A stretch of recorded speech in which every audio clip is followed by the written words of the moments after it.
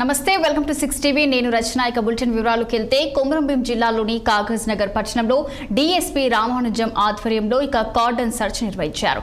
ఈ cordon search లో ఎలాంటి పత్రాలు లేని 10 ఆటోలు, అదేవిధంగా 2.8 లీటర్ల దేశీధరు, అలాగే 1.8 లీటర్ల ఓసి మద్యం పట్టుకున్నట్లు డీఎస్పీ రామానుజం తెలిపారు.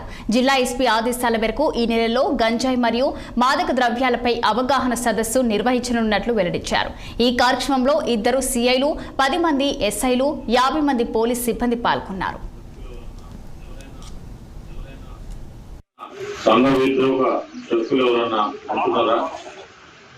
సమాజానికి హాని చేసే వ్యక్తులు ఎవరైనా ఉంటున్నారా అనే దాన్ని పరిశీలించడం జరుగుతుంది.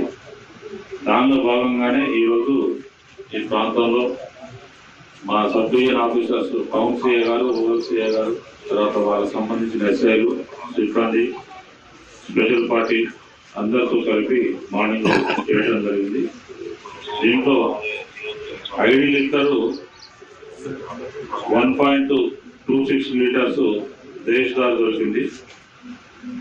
తర్వాత ఇంకొక పర్సన్ దగ్గర 2.8 లీటర్స్ దొరికింది. టోటల్గా